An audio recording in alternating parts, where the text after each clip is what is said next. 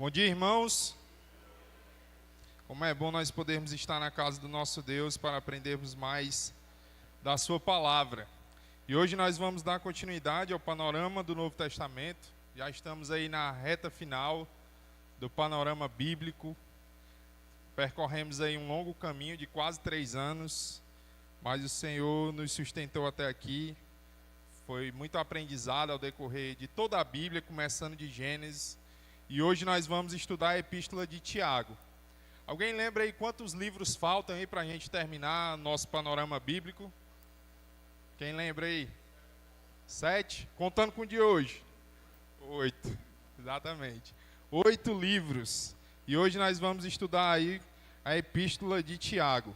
Mas antes de nós darmos início à nossa aula, queria avisar para os irmãos que eu coloquei o slide no grupo da igreja. Que talvez fique ruim aí de vocês observarem, porque está meio torto. Mas vocês podem estar acompanhando pelo celular, tá bom? Vamos orar ao Senhor nesse momento, antes de nós iniciarmos.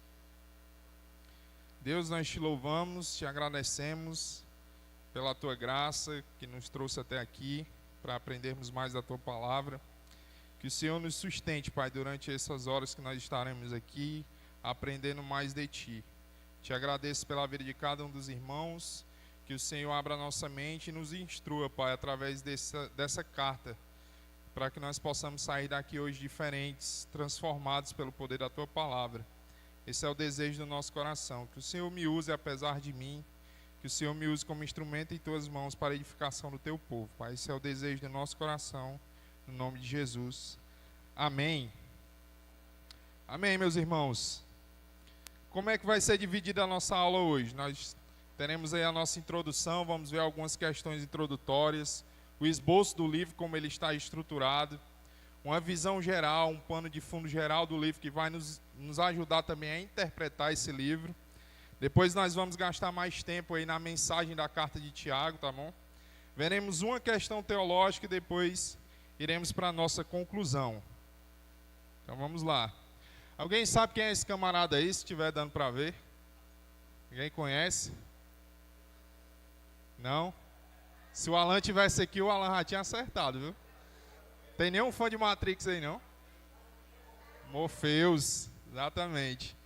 E tem uma frase do Morpheus que se encaixa perfeitamente no que a gente vai estudar hoje. Ele diz assim, ó: existe uma diferença entre conhecer o caminho e andar no caminho.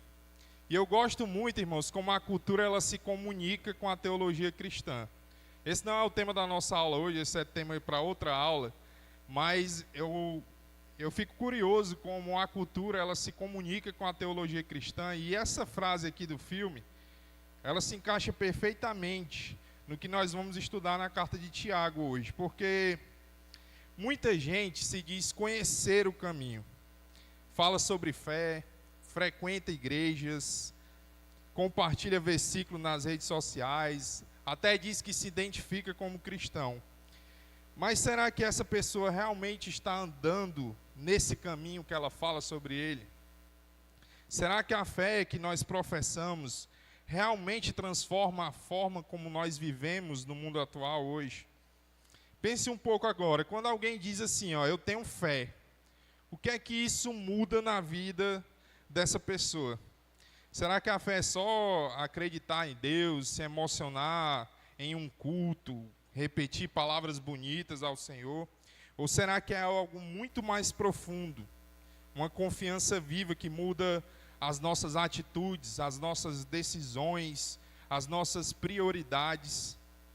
Hoje nós vivemos em um tempo em que é comum ouvir as pessoas dizendo, olha, eu creio em Jesus, eu creio sim, eu tenho fé, eu sou cristão. Hoje, em tempos de redes sociais, você vai ver muita influência por aí, dizendo, não, eu sou cristão, eu frequento igreja, eu tenho fé em Jesus. Muitos famosos falando sobre Cristo, colocando versículos nas redes sociais. Mas Tiago nos faz uma pergunta até um tanto desconfortável aqui hoje. Essa fé que você diz ter, ela aparece no teu dia a dia, no teu cotidiano? Porque a fé verdadeira para Tiago não é apenas declarada com os nossos lábios, mas também é demonstrada nas nossas atitudes e no nosso estilo de vida também. Ela se revela na forma como nós falamos, como nós trabalhamos, como nós tratamos as pessoas, quando nós enfrentamos provações e quando nós buscamos sabedoria. Então, na nossa aula hoje, nós vamos caminhar por essa carta com um único objetivo, que é entender como a fé genuína, ela se manifesta na prática da vida cristã. Esse é o nosso objetivo, é por aqui que a gente vai caminhar durante toda a nossa aula. E por isso, nosso desafio hoje é esse, é que cada um de nós, ao final dessa aula de hoje, consigamos olhar para si mesmo e nos perguntarmos: a minha fé, ela é uma fé viva, coerente, é uma fé madura diante de Deus, diante das pessoas ao meu redor? Porque essa é a essência da carta de Tiago, e é sobre essa fé viva, uma fé sábia, que nós vamos estudar juntos agora, amém? Vamos juntos? Vamos aí para as questões introdutórias. Agora, já que nós entendemos aí o objetivo da nossa aula, vamos dar um passo agora importante, que é entender um contexto da carta de Tiago. E para isso a gente vai usar 3 perguntas básicas aí, que todas as vezes que nós vamos iniciar o estudo de um livro da Bíblia, nós temos que fazer. Qual é? Quem, quando e por quê. Exatamente. Quem escreveu, quando escreveu e por que escreveu. Essas 3 perguntas são um mapa aí que vai nos ajudar a entender o coração dessa carta. A primeira pergunta que a gente vai responder é: quem escreveu? Você pode abrir a sua Bíblia aí em Tiago, por favor. Tiago capítulo 1, versículo 1. A gente vai começar por aí, tá bom? Tiago capítulo 1, versículo 1. Ele já se apresenta logo. Tiago, servo de Deus e do Senhor Jesus Cristo, as 12 tribos que se encontram na dispersão, saudações. A autoria aqui é bem direta, né, irmãos? Quem é o autor? Tiago. Mas qual Tiago? Essa é a questão, né? No Novo Testamento aparecem no mínimo 3 aí, que são bem notórios. Primeiro é Tiago, filho de Zebedeu, que é irmão do apóstolo João. Segundo é Tiago, filho de Alfeu, que também é conhecido como Tiago Menor. E o terceiro é o Tiago, irmão do Senhor Jesus Cristo. Qual desses 3 vocês acham que escreveu essa carta? Digam aí. Quem? Terceiro, Tiago, irmão de Jesus.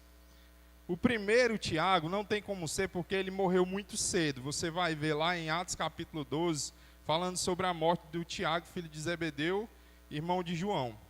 O Tiago, filho de Alfeu, que é chamado Tiago Menor, os comentaristas também acreditam que não seja, porque ele não foi tão notório assim na história da igreja. Você não vai ver ele sendo muito mencionado. E pelo fato do autor dessa carta só se identificar inicialmente aqui como Tiago, servo do Senhor, isso fala sobre o quê? Que ele era conhecido em toda a igreja naquela época.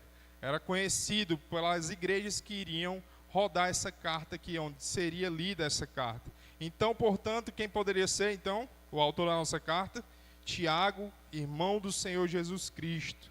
E a tradição cristã é bem unânime aí em relação a isso, de dizer que o autor é Tiago, irmão do Senhor, também conhecido como Tiago o Justo, que foi líder da igreja de Jerusalém. Você pode ver isso lá em Atos capítulo 15, lá no concílio que acontece na igreja de Jerusalém.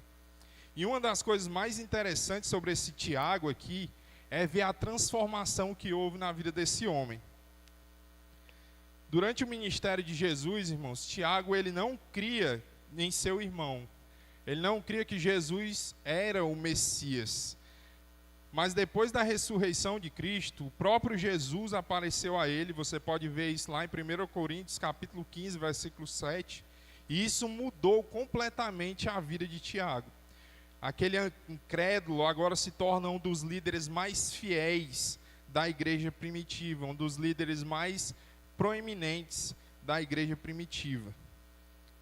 Ok, vamos agora para a segunda pergunta aí. Quando essa carta foi escrita?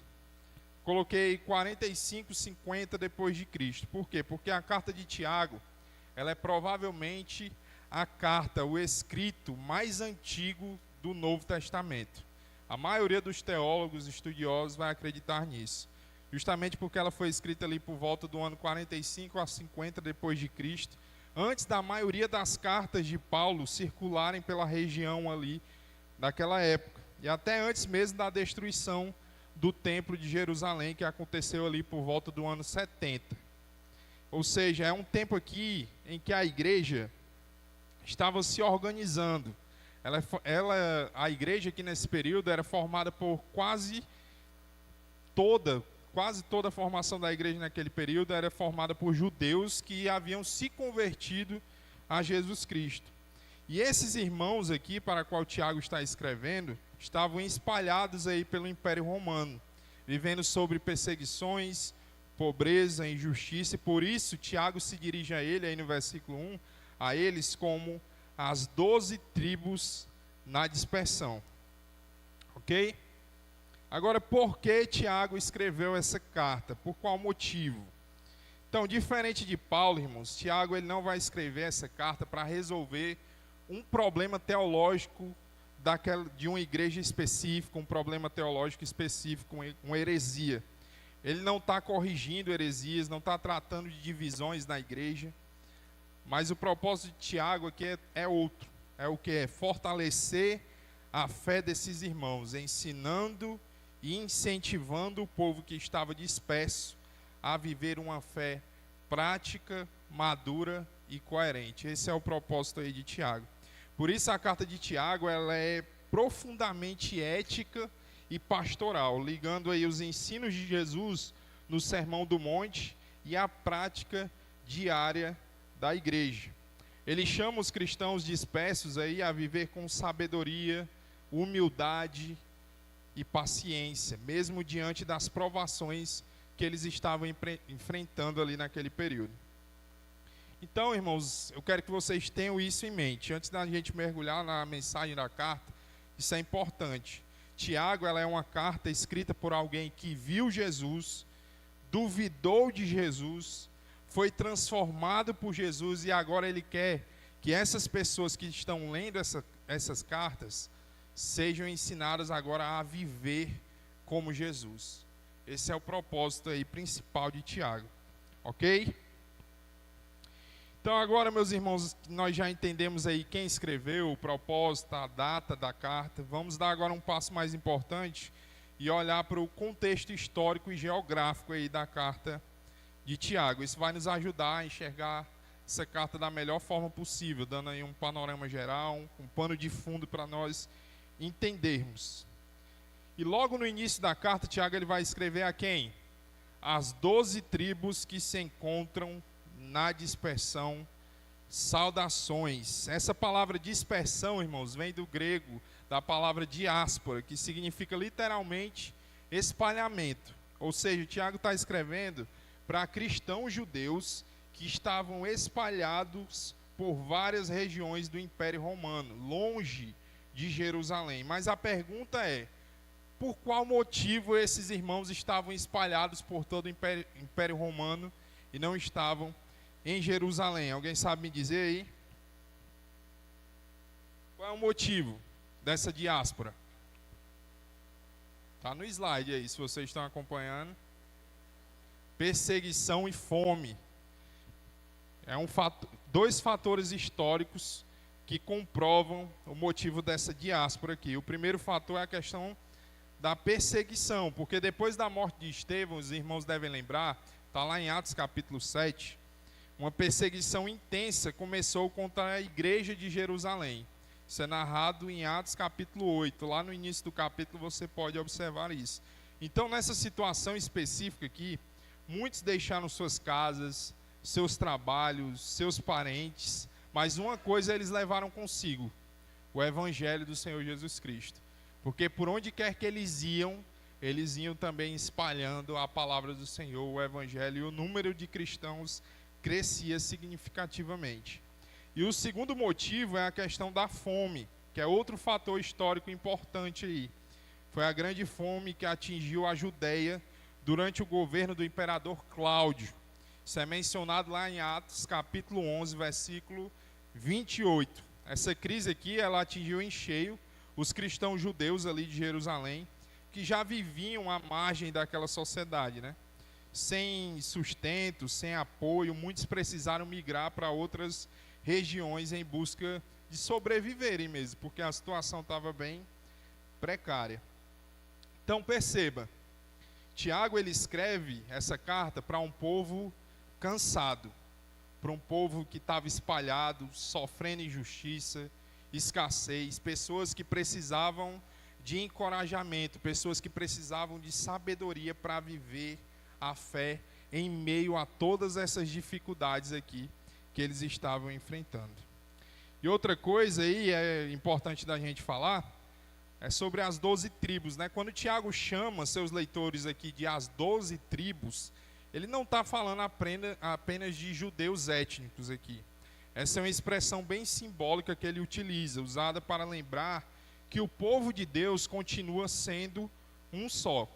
Mesmo longe da terra prometida, mesmo longe de Jerusalém, Tiago quer lembrar esses irmãos que eles continuam sendo povo de Deus, espalhados por aquelas regiões, mas eles não haviam sido esquecidos pelo Senhor. Ok? Outro ponto importante aí do contexto histórico e geográfico, a respeito de Tiago, ele fazer parte das chamadas epístolas gerais do Novo Testamento. Aí eu quero perguntar aos irmãos, vocês lembram aí quais são as outras epístolas gerais do Novo Testamento, além de Tiago? Vamos lá. Quais são? A gente já estudou uma. Hebreus, Tiago, vamos lá. 1ª e 2ª Pedro, 1ª e 3ª João, Judas.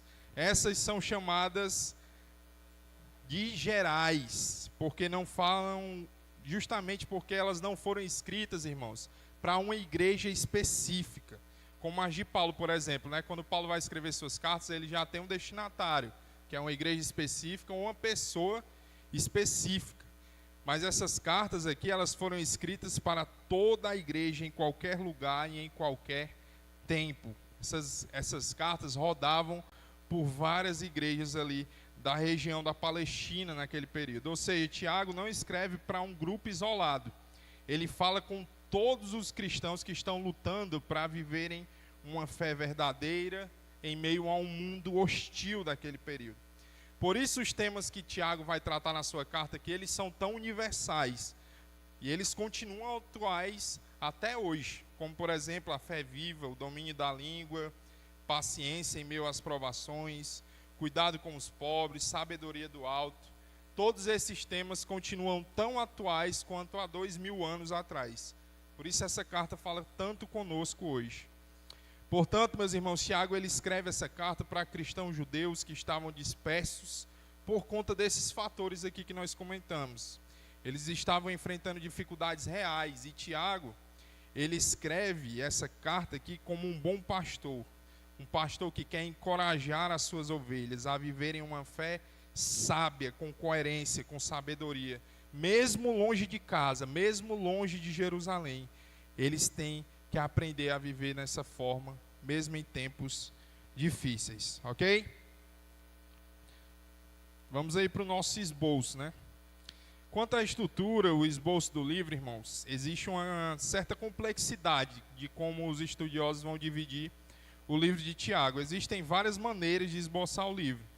A forma que eu considero mais coerente é esboçando o livro aí em torno de uma série de testes pelos quais a sabedoria do alto pode ser medida na vida do cristão.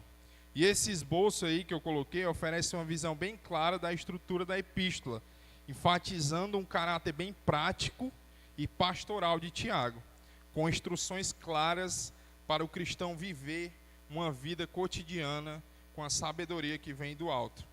Mas é importante a gente destacar que cada capítulo ele vai apresentar temas que estão interligados um com o outro, mas a carta ela não vai seguir uma sequência linear. Nós podemos dizer assim, os temas eles vão fluindo como uma corrente de ensinamentos aplicáveis a qualquer cristão, em qualquer período, em qualquer época. Então essa divisão da epístola gira em torno de um único eixo, que eu quero que os irmãos entendam, E esse eixo é a sabedoria do alto, que forma uma fé madura e verdadeira na vida do cristão. Esse é o eixo que gira toda a carta de Tiago. Todos os temas que irão ser abordados nessa epístola giram em torno da sabedoria do alto, que forma uma fé madura e verdadeira na vida do cristão. E você precisa ter isso em mente, porque isso é muito importante para você conseguir interpretar a epístola de Tiago, tá bom? Aí vocês podem ver aí as seções e de como ela está dividida. Ok? Visão geral agora. Visão geral da carta de Tiago. Antes da gente entrar na mensagem do livro, é essencial nós termos essa visão panorâmica aqui da epístola. Isso vai nos ajudar muito a entender como, por que Tiago escreveu, para então nós aplicarmos os seus ensinamentos para a igreja atual hoje. E a primeira coisa que eu quero ver com os irmãos é que Tiago ele escreve uma carta sapiencial. O que é uma carta sapiencial, irmãos? O que é sapiencial? Quem sabe me dizer? Sabedoria, exatamente. Tiago é uma carta de sabedoria. E quando se fala em sabedoria, irmãos, tanto no Novo Testamento quanto no Antigo Testamento, você precisa ter em mente a vida em si. Por quê? Porque nessa carta não é um conhecimento teórico que Tiago está dando aqui. São conselhos práticos para viver no cotidiano mesmo, no dia a dia, na prática da vida cristã. Então Tiago ele escreve como um mestre de sabedoria, não como um teólogo sistemático. Porque, por exemplo, quando Paulo vai escrever suas cartas, ele desenvolve as suas ideias, seus raciocínios ali longos, teológicos, bem lineares, né? Tiago ele vai ensinar em blocos curtos, diretos, cheios de imagens vivas, e ele vai apresentar também na sua carta muitos contrastes. Você vai observar muito isso. O seu estilo vai lembrar muito os provérbios de Salomão e o sermão do monte de Jesus, que está lá em Mateus capítulo 5 até o capítulo 7. Alguns também vão comparar o seu estilo com Eclesiastes também, que foi escrito pelo próprio Salomão. Então Tiago, na verdade, ele vai beber muito dessas fontes, tá bom? Provérbios, Eclesiastes e o sermão do monte de Jesus. Aí ele vai estar fazendo uma união aí da sabedoria do Antigo Testamento e os ensinos de Cristo, para mostrar como a fé ela deve se expressar na vida diária de cada um dos cristãos.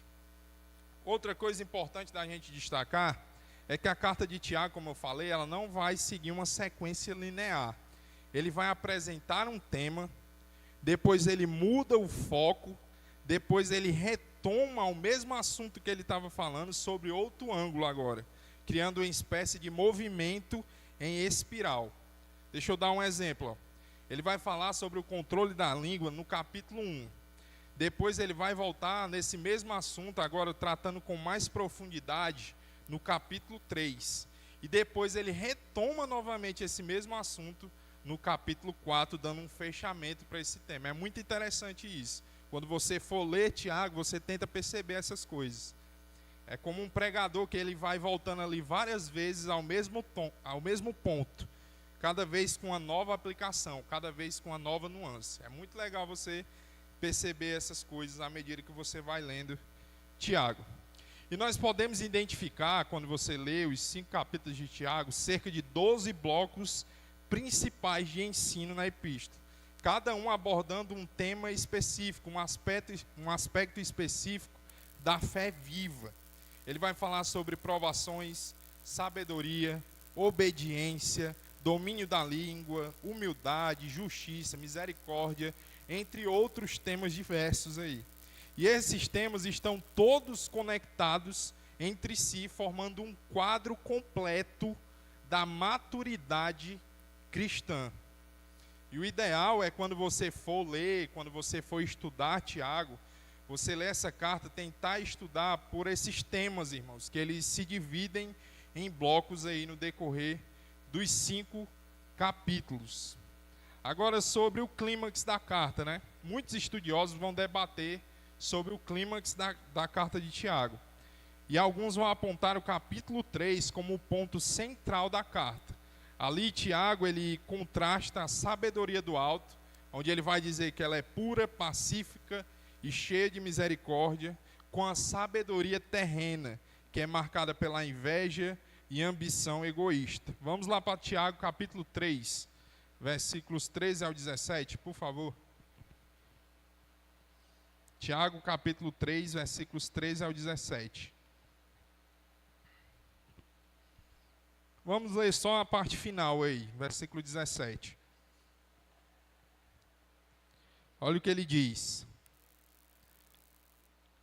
A sabedoria, porém, lá do alto, é primeiramente pura, depois pacífica, indulgente, tratável, plena de misericórdia e de bons frutos, imparcial, sem fingimento. Irmãos, essa é a chave aqui que liga toda a carta de Tiago, toda a epístola. A sabedoria verdadeira é aquela que se manifesta em obras humildes, pacíficas e cheias de misericórdia. Quando Tiago fala sobre suportar as provações no capítulo 1, sobre controlar a língua no capítulo 3, sobre humilhar-se diante de Deus no capítulo 4, ele está mostrando formas práticas de você viver a sabedoria divina, a sabedoria do alto. Todos esses temas vão girar sobre esse eixo. Então, em resumo, a carta de Tiago é um chamado à fé que pensa, à fé que discerne, à fé que age com sabedoria. E entender isso é muito importante para o estudo da carta, tá bom? Aí eu coloquei, irmãos, nos slides, a conexão entre alguns versículos com Provérbios. Coloquei aí também a conexão com o Sermão do Monte e os blocos de ensino em Tiago.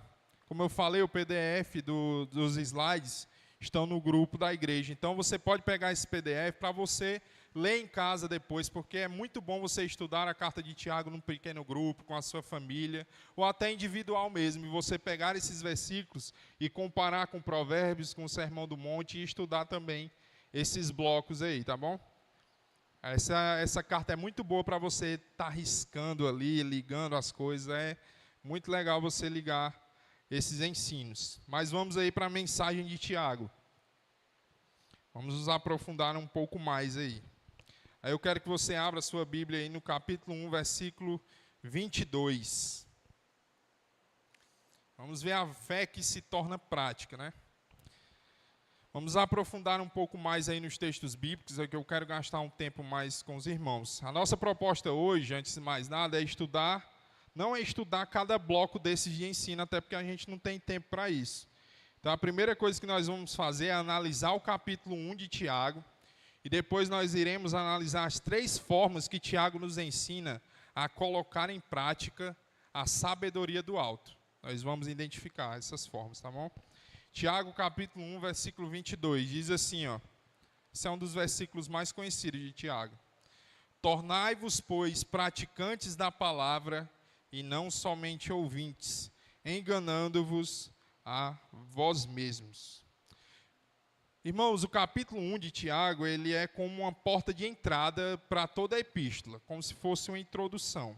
Não só uma introdução, mas um resumo vivo de tudo que Tiago vai desenvolver nos capítulos seguintes, do capítulo 2 até o capítulo 5.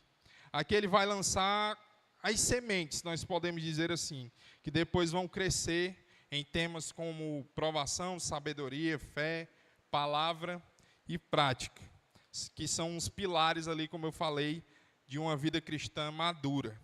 Nos versículos 2 até o versículo 4, a gente não tem tempo aqui para ler cada versículo, mas no capítulo 1, versículo 2 ao 4, logo depois da sua saudação, Tiago ele vai direto ao ponto, mostrando que as provações não são castigos de Deus, mas são ferramentas que o Senhor utiliza para moldar o caráter do cristão. E a gente deve se lembrar que ele está escrevendo essa carta aqui para irmãos que estavam aonde? Estavam espalhados pelo Império Romano, estavam sendo perseguidos, estavam sendo oprimidos, e mostra que o sofrimento deles tem um propósito específico, que é o quê? Aperfeiçoar a fé deles. Ele vai dizer, meus irmãos, no versículo 2, tende por motivo de toda alegria o passardes por várias provações. E depois de falar sobre provações, Tiago mostra, nos versículos 5 a 8, que nós precisamos do quê para enfrentar essas provações? De sabedoria, o que ele vai dizer no versículo 5. Se, porém, algum de vós necessita de sabedoria, peça a quem? A Deus. Essa sabedoria que Tiago está falando aqui não é uma sabedoria intelectual, não, irmãos, mas é uma sabedoria espiritual. É o meio pelo qual Deus vai nos ajudar a discernir, a entender o que Ele está fazendo conosco em meio à dor. Ímpio nenhum vai conseguir discernir isso aqui. Mas o cristão, ele pode contar com a sabedoria que vem do alto para discernir o que Deus está tentando ensinar a ele em meio à dor. E isso é muito importante você entender. E essa sabedoria ela é dada a quem pede com fé, confiando no caráter de Deus. E mais adiante, no capítulo 3, como eu falei, né? Movimento em espiral. Tenha isso em mente. No capítulo 3, Tiago vai explicar que essa sabedoria ela é pura, pacífica, humilde e misericordiosa, como nós vimos. Em contraste com a sabedoria terrena, que é egoísta e ambiciosa. Nos versículos 9 a 11 do capítulo 1, Tiago vai lembrar aos seus leitores que o rico e o pobre são nivelados diante de Deus. E a dignidade do cristão não vem do que ele tem, mas sim da sua identidade com Cristo. Não vem do seu status social. E esse tema ele vai reaparecer no capítulo 2, quando Tiago condena a acepção de pessoas ali no início do capítulo. Já nos versículos 13 ao 15 do capítulo 1, Tiago faz uma distinção teológica muito profunda aqui. Ele vai falar o quê? Que Deus prova, mas não tenta. A aprovação ela tem um objetivo bem específico, que é o quê? Aperfeiçoar a vida do cristão. Enquanto a tentação ela nasce dos desejos humanos desordenados do nosso coração. Ele vai ensinar o que aqui, irmãos? Isso é bem legal você conseguir identificar esses ensinamentos. Que o pecado ele não vem de fora, mas ele vem de onde? Do coração do homem. Essa ideia vai voltar no capítulo 4, quando ele explica que as guerras, contendas, vêm das paixões internas do nosso coração. Versículo 16 ao 21, Tiago vai mostrar que enquanto o pecado ele gera a morte, Deus gera a vida por meio da palavra da verdade, por meio da palavra implantada. Essa palavra implantada é o evangelho, irmãos, que transforma o nosso coração e agora se torna a raiz de toda a nossa obediência ao Senhor. Essa é a boa notícia de que nós fomos libertos do pecado para viver agora em obediência ao Filho de Deus. Então, quando nós olhamos para Cristo, isso é muito importante. Quando você olha para Jesus, nós não vemos só mandamentos isolados, mas nós vemos uma graça transformadora. Ele é a palavra encarnada, o modelo e o poder que nos capacita agora a praticarmos aquilo que nós ouvimos. O motivo é Cristo. Quem me leva a praticar as boas obras, quem me leva a viver uma fé prática, quem me leva a praticar aquilo que eu ouço, é Jesus Cristo. E isso é muito importante. É essa palavra que está implantada nos nossos corações por meio do Evangelho. No versículo 22 ao 25, versículo que nós lemos, no versículo 22, ele vai dizer o quê? Sede cumpridores da palavra e não somente ouvintes. Aqui está o núcleo do capítulo 1. Tiago ele usa a imagem de um espelho aí também nesse contexto, mostrando que o ouvinte que não pratica é como alguém que se olha no espelho e se esquece daquilo que viu. Tiago usa essa imagem aí. Mas o verdadeiro discípulo é aquele que ouve, é aquele que guarda, é aquele que obedece à palavra de Deus. E esse tema vai ser aprofundado no capítulo 2, quando Tiago mostra que a fé sem obras, ela é o quê? Morta, exatamente. E no final do capítulo, dos versículos 26 até o versículo 27, Tiago ele vai concluir o capítulo mostrando um retrato prático da verdadeira espiritualidade autêntica, da religião verdadeira. que se dá por meio de um retrato prático aqui, através do domínio da língua, do cuidado com os necessitados e através da pureza de vida. Esses 3 pilares aqui vão reaparecer em toda a carta de Tiago. A língua vai reaparecer no capítulo 3, justiça social vai ser falada no capítulo 2 e 5, e pureza interior vai ser abordada por Tiago no capítulo 4. Então, meus irmãos, eu queria fazer esse panorama do capítulo 1, mostrando que o capítulo 1 de Tiago é a semente de toda a carta.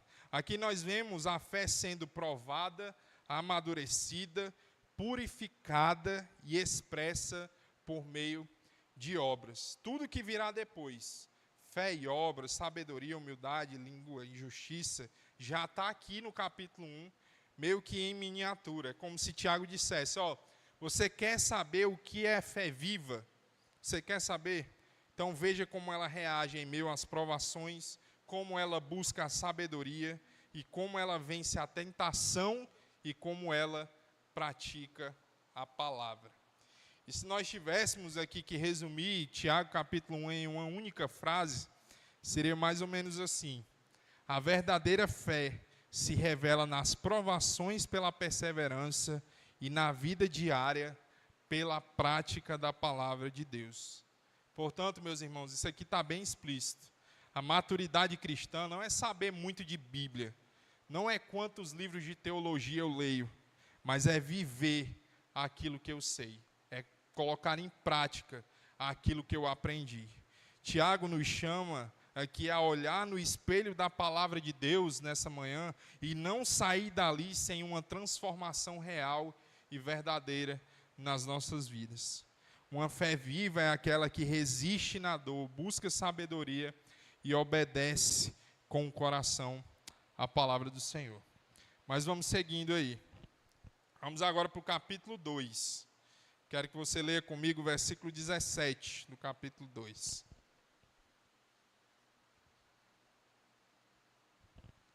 Capítulo 2, versículo 17, diz assim. O ideal era a gente ler aí do versículo 14 até o versículo 26. Mas vamos ganhar tempo aqui, vamos ler o versículo 17 que diz: assim também a fé, se não tiver obras, por si mesmo está morta. E aqui, irmãos, nós chegamos num centro teológico aqui da Epístola de Tiago, que é responder uma pergunta que é crucial nessa epístola. Que tipo de fé realmente salva o cristão? Ele não está questionando aqui a importância da fé, mas a qualidade dela. Existe uma fé que fala, mas não vive. Existe uma fé que professa, mas não transforma. E é exatamente essa fé morta que Tiago está denunciando aqui nesse versículo. Desde o capítulo 1, Tiago ele vem mostrando que a fé verdadeira ela é provada, ela cresce em sabedoria e se revela em prática. E aqui ele aprofunda esse tema, mostrando que a fé viva é aquela que age com sabedoria do alto, uma sabedoria prática, humilde e misericordiosa. Tiago ele faz um contraste aqui. Lembra que eu falei que ele vai fazer muitos contrastes durante toda a epístola? Ele mostra aqui duas formas de fé, que refletem as duas formas de sabedoria. Lembra quais são as duas formas de sabedoria? Sabedoria que vem do alto e a sabedoria terrena, exatamente. A fé morta, ela é guiada pela sabedoria terrena. Por quê? Porque ela separa crença da vida. É o tipo de fé que fala bonito. É o tipo de fé que se expressa bem, mas ela não se move. Ela conhece as doutrinas certas, ela sabe os 5 pontos do calvinismo, mas ela ignora o próximo. E Tiago diz a respeito desses: até os demônios creem e eles tremem. Ou seja, não basta você crer, irmãos, intelectualmente. É preciso crer e ser transformado por essa crença de fato. A fé viva, moldada pela sabedoria do alto, em contraste com a fé morta, une o que a outra separa, que é fé e obras, crença e ação, palavra e misericórdia. Ela não se contenta em apenas ouvir, mas ela obedece. ela não apenas fala do amor, ela o demonstra na prática, no dia a dia, na forma como ela lida com toda e qualquer situação. Então a fé morta, ela é informada, mas ela não é transformada. Já a fé viva, ela é transformada e por isso essa fé, ela se revela na prática, no meu dia a dia e no meu estilo de vida.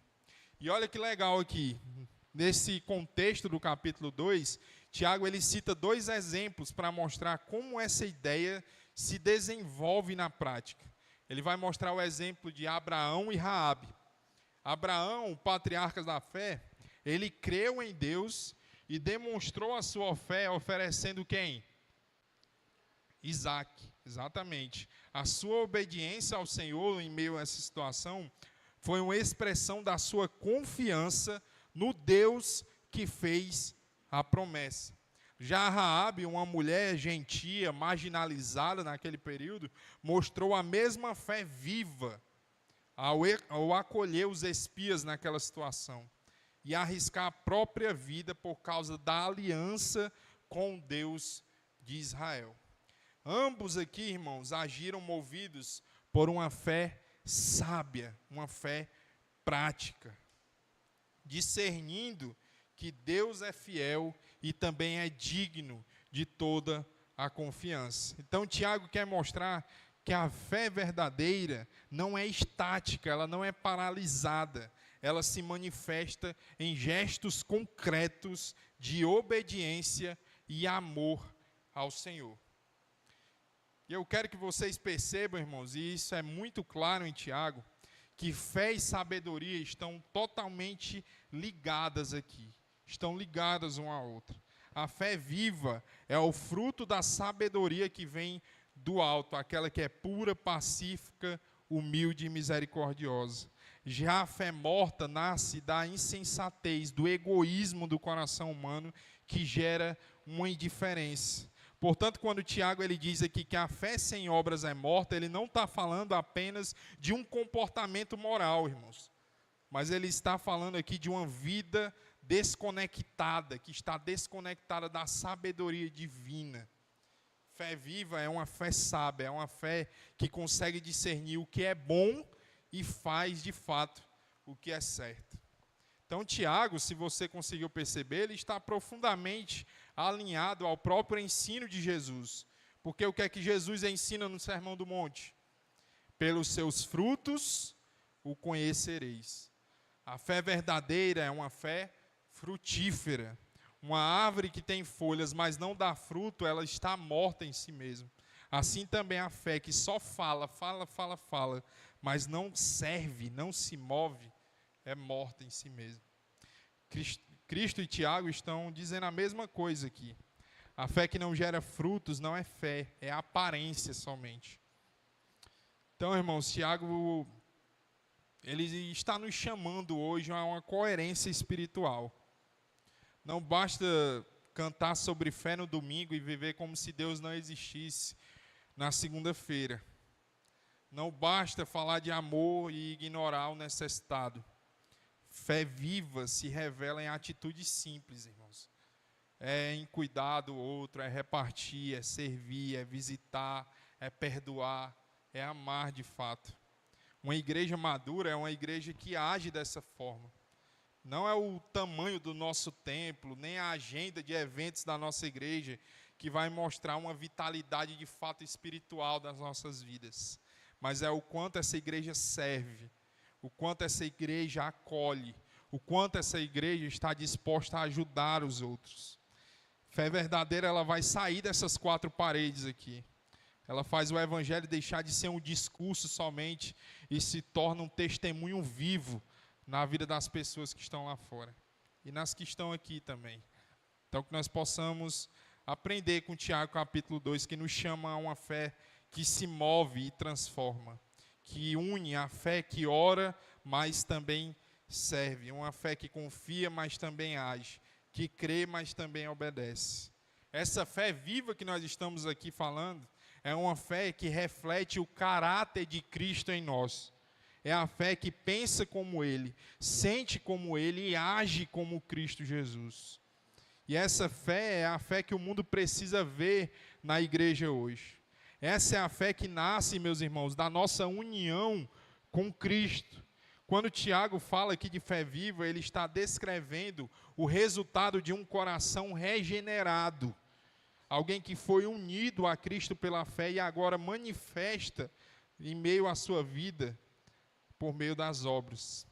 E aqui é importante destacar uma coisa bem importante, que as nossas boas obras, elas não acrescentam em nada a obra de Cristo, mas elas revelam que a vida de Cristo está dentro de cada um de nós. Por isso nós podemos dizer que a fé que não mostra Cristo não é uma fé cristã, não é uma fé viva. Porque a fé viva é Cristo vivendo em nós, e nós podemos dizer, como Paulo diz em Gálatas 2:20, já não sou eu quem vive, mas Cristo que vive em mim. E esse Cristo que vive em mim é que me capacita a viver em meio às boas obras. Amém? Vamos aí para o ponto 3 agora. Vamos correr. E eu quero ler com os irmãos Tiago, capítulo 3, versículo 6. O ideal para entender esse contexto é você ler do versículo 1 até o versículo 12. Mas vamos ler aí o versículo 6. Tiago, capítulo 3, versículo 6. Ora, a língua é fogo, é mundo de iniquidade. A língua está situada entre os membros de nosso corpo e contamina o corpo inteiro. E não só põe em chamas toda a carreira da existência humana, como também é posta ela mesma em chamas pelo inferno. Então, depois de mostrar que a fé ela se manifesta em obras, Tiago agora vai mostrar e nos ensinar aqui nesse texto que uma fé viva precisa se expressar com sabedoria no falar. A língua ela revela de onde vem, de fato, a nossa sabedoria. Porque se é uma sabedoria terrena, a nossa língua vai ser impulsiva, orgulhosa e destrutiva. Mas se é uma língua que profere uma sabedoria que vem do alto, ela é pacífica, humilde e misericordiosa. E Tiago começa destacando, alertando aqui, no versículo 1 do capítulo 3, os mestres, que têm maior responsabilidade sim. Mas logo ele amplia no versículo: todos tropeçamos em muitas coisas. Dominar a língua, meus irmãos, é um sinal de maturidade espiritual. Quem controla o falar, controla também o coração. E Tiago ele vai usar 3 imagens fortes aqui para ilustrar isso. Ele usa o freio do cavalo, o leme do navio e a fagulha que incendeia uma floresta inteira. E ele vai mostrar que assim é a língua, pequena, mas capaz de abençoar ou destruir, de edificar ou ferir. Ele diz no versículo 6 que nós lemos: a língua é fogo, é mundo de iniquidade, contamina o corpo inteiro. O problema não é apenas a fala em si aqui, mas o coração de onde essas palavras vêm. De forma bem prática, a sabedoria do alto e a terrena se revelam no nosso falar quando nós falamos sem pensar, reagimos com ira, quando nós espalhamos divisão. Isso revela que a nossa língua profere uma sabedoria terrena. Já se é uma sabedoria do alto, ela fala com mansidão, promove a paz e edifica a vida daqueles que nos ouvem. E aqui é uma atenção profunda, porque ele vai dizer nos versículos aí: com ela bendizemos ao Senhor e Pai, também com ela amaldiçoamos os homens feitos à semelhança de Deus. Tiago está escandalizado aqui nesse contexto com tudo isso, e com razão. Como é que nós podemos louvar a Deus no domingo e ferir os outros na segunda-feira? É um contraste que não faz sentido, irmãos. Como podemos cantar sobre o amor de Deus e, ao mesmo tempo, destruir alguém com uma crítica impiedosa? E ele diz: meus irmãos, não é conveniente que estas coisas sejam assim. Tiago aqui, irmãos, nos leva a refletir que a língua revela o que está no nosso coração. E você deve lembrar aí das palavras de Jesus, quando Jesus diz o quê? Que a boca fala do que está cheio o nosso coração. Mateus 12, 34. Uma fonte não pode jorrar água doce e amarga ao mesmo tempo, é incoerente. Se as palavras que saem da nossa boca são amargas, é porque algo no nosso coração precisa ser tratado, precisa ser mudado. A língua ela é meio que esse termômetro espiritual que revela o que está de fato no profundo do nosso coração. E qual é o antídoto, né? Talvez você me pergunte, beleza, mas o que é que eu devo fazer diante dessa sabedoria terrena e desse modo terreno de falar? Tiago vai nos apontar nos versículos 13 ao 18, a sabedoria do alto. É por meio dessa sabedoria e não a sabedoria terrena que o homem tem um antídoto contra o coração mau que se manifesta nas palavras. Essa sabedoria se manifesta no falar e na vida prática mesmo. Em todas as relações da nossa vida, seja em casa, no trabalho, na igreja, em conversas cotidianas, a nossa sabedoria do alto se revela na forma como nós falamos. E hoje, meus irmãos, nós vivemos uma época de falas muito impulsivas, principalmente nas redes sociais. A sabedoria terrena vai dizer, diga o que você pensa, defenda lá a sua verdade, enquanto a sabedoria do alto nos ensina, como Tiago diz no capítulo 1, versículo 19, seja pronto para ouvir, tardio para falar e tardio para se irar. A língua, ela é um campo de prática da sabedoria divina. Maturidade cristã não é somente conhecer de Bíblia, mas viver e falar com sabedoria, refletindo Cristo em cada uma das palavras que saem da nossa boca. E meus irmãos, se a língua ela revela o que está no nosso coração, quem pode transformar o coração do homem senão um que é Cristo Jesus? O Espírito Santo é quem vai nos ajudar a refrear a nossa fala, purificar os nossos lábios e encher a nossa boca de palavras de vida e de verdade. Só quem foi salvo de fato por Cristo é quem pode ter os lábios que louvam e abençoam.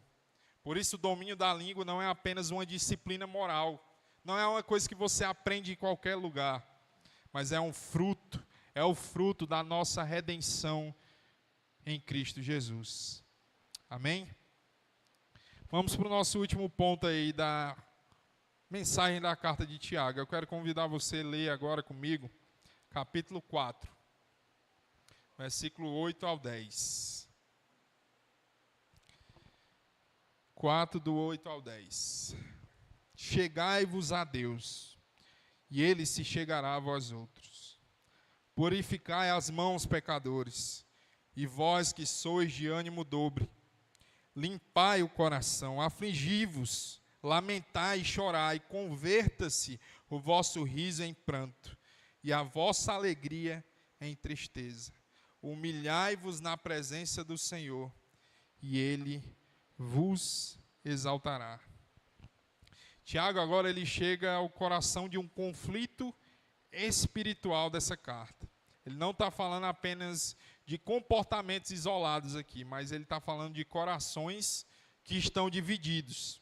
A amizade do mundo, que se revela na nossa busca por status, por poder, por conforto, por aprovação dos outros, ela é totalmente incompatível com a amizade com Deus. A sabedoria terrena que nós vimos antes, ela vai buscar autonomia, controle, competição. Ela nos faz acreditar que nós podemos viver independentes de Deus. Já a sabedoria do alto, pelo contrário, ela se submete, ela confia, ela reconhece que a vida plena só é possível se nós formos obedientes ao Senhor. E Tiago usa palavras fortes aqui, né? Vocês devem notar aí. Adúlteros, para mostrar que a duplicidade do nosso coração é uma traição espiritual mesmo contra o nosso Deus. Ele não está exagerando aqui, irmãos. Quando nós confiamos mais no mundo do que no Senhor, a nossa alma se torna infiel ao nosso Criador. E aqui Tiago ele vai nos ensinar como agir diante dessa tensão de um coração dobre. São 3 movimentos espirituais que se conectam. Primeiro, submissão, depois resistência e aproximação. Primeiro, submissão a Deus. Ele vai dizer o quê? Sujeitai-vos, pois, a Deus. A verdadeira sabedoria, irmãos, começa quando nós reconhecemos o senhorio de Deus. Submissão aqui não é uma fraqueza, mas um posicionamento estratégico mesmo da nossa alma, que é renunciar ao controle, é confiar na vontade divina e permitir que ela conduza as nossas escolhas no nosso dia a dia.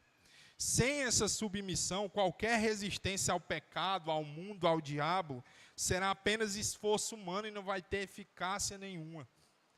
Imagine aí alguém tentando dirigir um carro sem ligar o motor. É impossível. É assim que o crente, da mesma forma, é assim que o crente age quando resiste ao mundo sem se submeter a Deus primeiramente. É um esforço sem poder.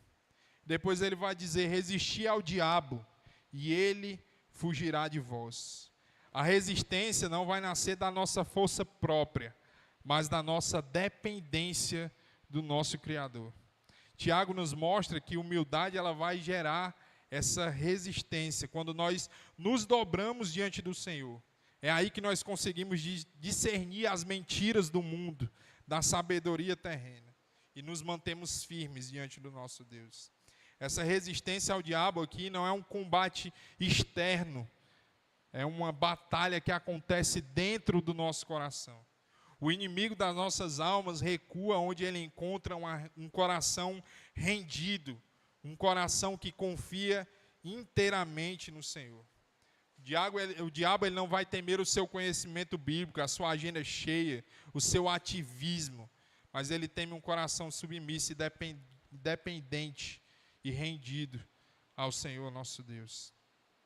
Depois ele fala, chegai-vos a Deus, e ele chegará a vós. Purificai as mãos e limpai o coração. Submissão e resistência, irmãos, então nos conduzem a um relacionamento mais íntimo com Deus aqui. E por último, Tiago conclui com uma promessa maravilhosa. Ele diz, humilhai-vos na presença do Senhor e Ele vos exaltará. Deus vai inverter aqui a lógica do mundo, porque enquanto o mundo exalta o autossuficiente, o Senhor habita com o coração contrito. A exaltação divina aqui não é uma promoção social, mas é uma restauração espiritual, uma plenitude de vida de fato. E Tiago nos ensina que a submissão, a resistência e a purificação não são ações isoladas, irmãos, mas é um fluxo contínuo que revela se de fato nós temos a sabedoria do alto. Por isso, meus irmãos, o chamado de Tiago ele é tão urgente para nós hoje. Antes de reagir às pressões do mundo lá fora, submeta primeiro o seu coração ao Criador. Resista o mal sim, mas como alguém que já está firmado em Deus primeiramente. Não pelo seu próprio esforço, mas por causa do Deus pelo qual você se submete. Uma igreja madura ela não vai se medir pelo tamanho do templo, como eu falei, com a agenda de eventos ou quantidade de pessoas. Ela se mede pelo coração submisso a Deus, que resiste ao pecado e vive em humildade e serviço. Amém? Vamos então para a nossa conclusão. Chegamos aí a nossa conclusão, depois de passearmos por toda essa carta, rapidamente, é claro. E Tiago, ele vem vendo como... Tiago, ele vem unindo a fé e as obras por meio da sabedoria do alto. E nós precisamos nos perguntar agora, qual é a relevância dessa carta para os nossos dias, para os dias atuais?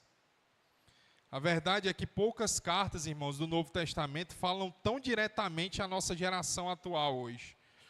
Nós vivemos em tempos de superexposição, de superficialidade, onde muitos falam de fé, mas poucos vivem a fé de fato.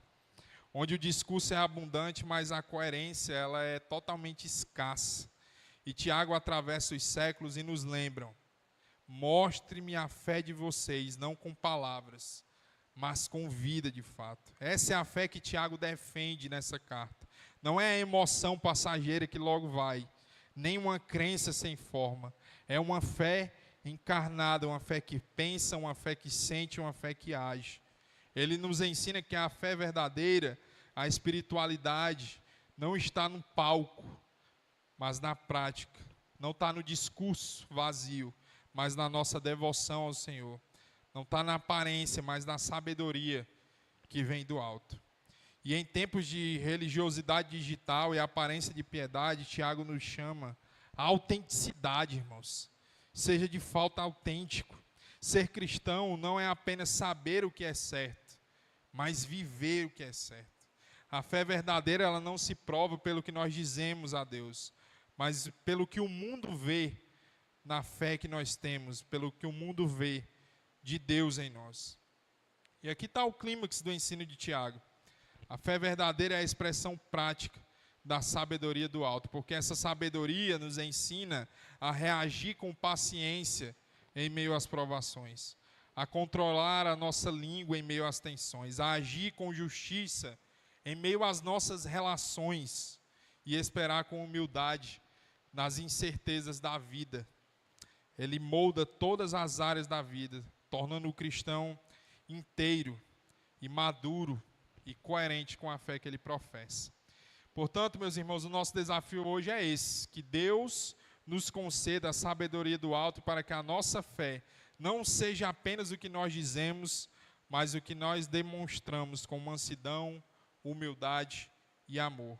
Que ao olharem para nós, as pessoas vejam uma fé prática, uma fé viva, transformadora, que une fé e que reflete o caráter de Cristo em nós. E para concluirmos, eu sempre gosto de concluir com algumas citações sobre quem pode encontrar auxílio na carta de Tiago. E aqui estão algumas pessoas que podem encontrar esse auxílio. Aquele que está enfrentando provações e precisa de sabedoria do alto. Aquele que ouve a palavra, mas tem dificuldade de colocá-la em prática. Aquele que está sendo tentado e não entende por que passa por essas lutas internas. Aquele que precisa de sabedoria para tomar decisões do dia a dia. Aquele que tem dificuldades de controlar a língua. Aquele que vive dividido entre a amizade do mundo e a amizade com Deus. Aquele que está aflito, desanimado ou sofrendo injustiça. Aquele que tem se afastado da fé e precisa de restauração.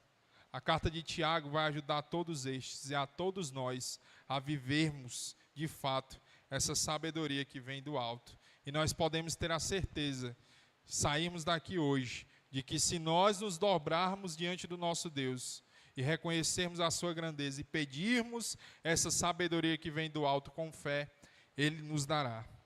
Para terminar, eu pergunto a você, por que você faz o que faz? Paulo, ele nos ajuda aí com a resposta, citando Paulo em capítulo 3, versículo 17. E tudo o que fizerdes, seja em palavra, seja em ação, fazei em nome do Senhor Jesus Cristo, dando por Ele graças a Deus Pai. Porque você faz o que faz? Por causa de Cristo. A proposta de Tiago nessa carta, irmãos, não é que o cristão se torne um ativista religioso. Não é. Mas que ele possa fazer tudo para a glória de Cristo. O intuito das obras não é que nós sejamos aceitos por Deus.